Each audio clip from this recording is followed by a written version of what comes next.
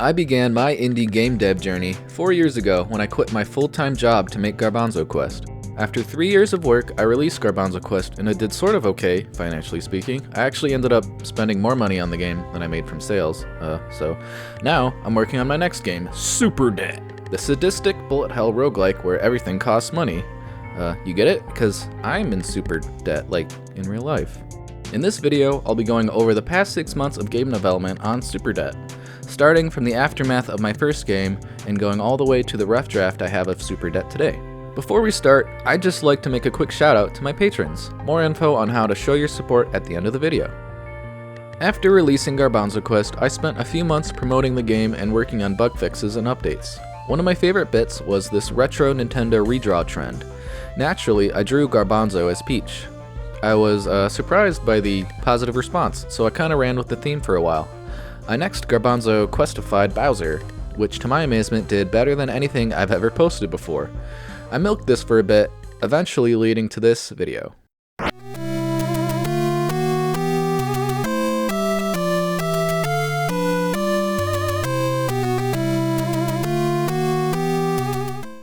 When it came time to develop my next project, I came up with all kinds of different ideas and moods.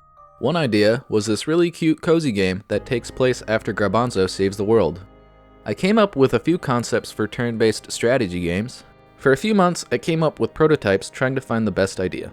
Eventually, I came up with this sketch for a game where everything costs money. Growing up, I've only ever seen good, hard-working people struggle and be taken advantage of. The prospects of enjoying the bare necessities of a simple life seemed only to be more and more out of reach for myself and others as I got older. It's this core frustration, disappointment, and disgust that influenced the mood of Super Debt. This commentary was also present in Garbanzo Quest, however in a much subtler way. I made Garbanzo Quest as if it was only the first of many games I would make, but now I'm making Super Debt like it could be my last. So this time I don't want to be shy about anything.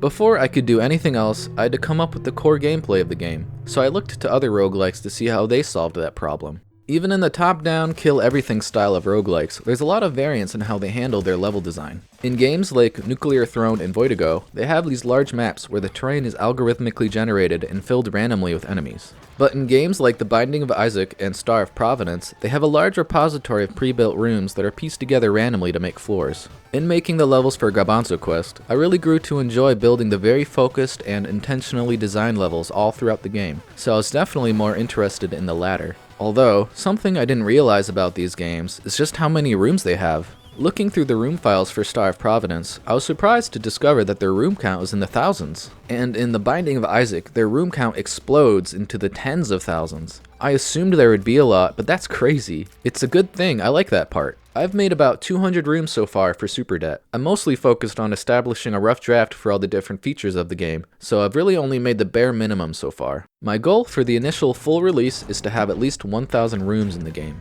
There are a lot of kill-everything rooms, but my love for avoid-em-up games like Undertale is also obviously present in some rooms.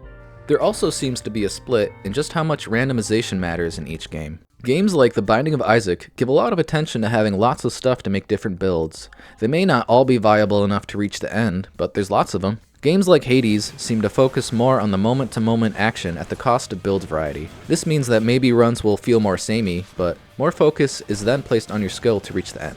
This makes Hades feel more like an action game with randomized elements, as opposed to the abundant variance of The Binding of Isaac. I'm thinking that Super Debt will fall somewhere between these two games, with maybe a bias towards the Hades style. Something every roguelike has is meta progression. A lot of the time, this is used as a consolation prize when you lose. So maybe you didn't make it to the end, but you did get an extra thing that will help you in future runs. For Super Debt, I wanted to do something really different, so I came up with this module builder mode that will be available to you in between runs. Modules are items that serve all sorts of purposes. They can increase your stats like attack and movement speed, or they can be used to slow down enemies or to delete all bullets on screen. During runs, you'll earn a special currency called crypto that allows you to build a little factory where you can make modules to bring on future runs. Building modules is intentionally a little tedious, but in a good way? Is there a word that's like a positive version of tedious? Anyways, it's supposed to be like calming. The main game is really intense, so I designed this mode to be a chill palate cleanser. If you've ever played Sonic Adventure 2, the Chow Garden was invented for that exact same reason. The module builder mode in SuperDet is really bare bones right now, but it serves its intended purpose. I would like to add a lot more in the future. My initial idea for the mode was for it to be like a chill, gridless Factorio. You can kinda see that already. One of the most interesting things about SuperDet so far, I think, are the variety of weapons. Each one is more different than the last. For Garbanzo Quest, whenever I had a weird idea, good or bad, I would usually just give it a shot. This is how things like the drawing minigame or the bees that really don't like it when you touch their flowers made it into the game. This philosophy has also made its way into SuperDet. The basic starter weapon, Gun and Bat, is pretty standard. Like in Garbanzo Quest, you can only shoot again once your last bullet is gone, so the closer you are to enemies, the faster you shoot, thus doing more damage. This gives a really simple risk versus reward, so even the basic weapons are given a lot of thought. My personal favorite weapon is Circle the Sinner. Inspired by the much hated Mr. Smiley of Garbanzo Quest, this is a weapon that chases you relentlessly, the trick being that it also massively damages your enemies. Perhaps as a nod to Balatro? I don't know. I also added another weapon called the Devil Deck to the game. This is the most powerful and the most difficult weapon to use in the game. The idea of feverishly trying to assemble poker hands while everything's trying to kill you is just so funny to me. One of the greater challenges with adding new weapons to the game is making sure all the different rooms work with them. So far, I've only gotten by with just 3 requirements. Requirement 1 is that you need to be able to do a reasonable amount of damage regardless of circumstance, so a weapon that can only deflect bullets to deal damage wouldn't work because not every room has bullets in it. Requirement 2 is that you need to be able to hit things from a certain distance, so a pure, close-range weapon wouldn't work either. That's why the knife weapon has this throw move, so it's viable for these target test rooms. Lastly is the dodge can't be changed too much, as you need to be able to cross large gaps. When you've played a lot of video games growing up like me, it's not hard to find inspiration from older games. I drew a lot from the Dark Forest area in Secret of Evermore for the first world in SuperDet. Each world in SuperDet represents some corrupt industry. Murder Forest represents deforestation, Meat Factory represents factory farming, and so on. I'm actually a vegetarian, so doing research for that second one wasn't my favorite thing, but I think that has influenced Meat Factory to be the most interesting setting, artistically speaking. As for the main character, her name is Zoe Zuberdet. Get it? Superdet? Zuberdet? Anyways, she also went through a lot of iterations. If you played Garbanzo Quest, you might find this design familiar to the worker enemy from that game. The worker enemy was in turn inspired by the somewhat internet famous picture of these electricians from Vietnam. They do look pretty cool, huh? Something I did a lot in the beginning was grabbing characters from games with similar top-down perspectives. Analyzing what works about these designs, be it the colors, the proportions, or whatever, can help you make your best work. Just in this one file, you can see the boy from Secret of Evermore, Alpha from UFO 50, and all the player characters from Questmaster. Zoe is actually a character I came up with for another game. You might have seen her make a brief appearance in Garbanzo Quest, but she's actually from a scrapped RPG from about 10 years ago. She made appearances in many of my scrapped projects, including this Super Mario World inspired platformer from around the same time. If you thought Garbanzo Quest was my first attempt at making a game, you're so wrong. Before Garbanzo Quest are dozens of scrapped projects that I made intermittently over the past 15 years. So yeah, it took me a while to figure out how to finish a game.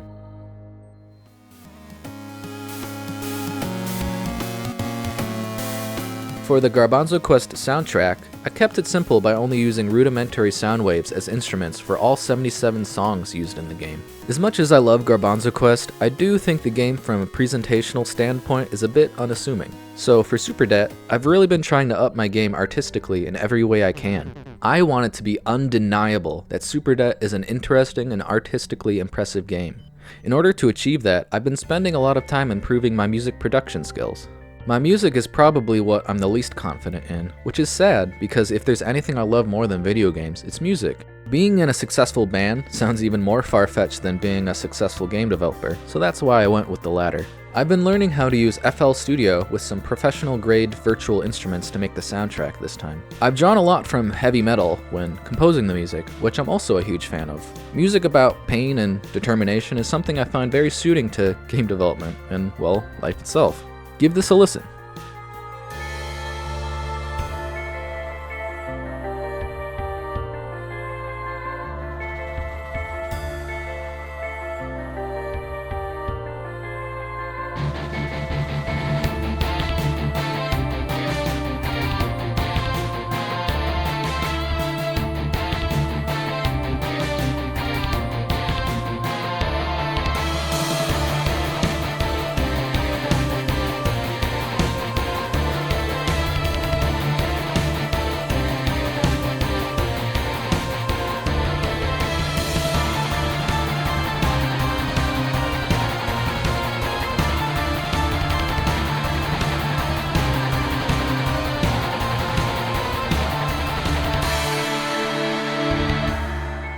This track is spooky, yet determined, while also being a little feminine. Because, you know, the main character's a lady. I still need to learn how to do proper sound mixing, but I think this is a leap in the right direction. Everything in Superdet is still subject to change, but I'm really happy with how it's been shaping up. If you're interested, please consider checking out the free demo and wishlisting the game on Steam. I also have early access builds available through my Patreon if you want to play the game early. It's my goal to finish Superdet before the end of the year, and so far I'm feeling pretty optimistic about that. Anyways, a big thank you to Mom and Dad, Rachel Feirman, ACarr, John Paul Gardner, DoujinShinji, Pauka, Kent Reese, Quinton McCollum, Yosi C, Jake Horsley, Osto, Kurger, YoshyFoods, Zach, Ryan Neese, Vanglant, Brendan West, Lucas Kahlo, Schmole, Tyler McBride, Nosa, Paulo Leitão, Soupertonic, Vurj, ACarr, Alex Howe, berrylly, DonnaDeer, Eva Pace, Magic, Nichil Stewart, Patrick Holder, Rotati01, Skyler Powers, and Tony Youssef. Thanks for watching, and until next time.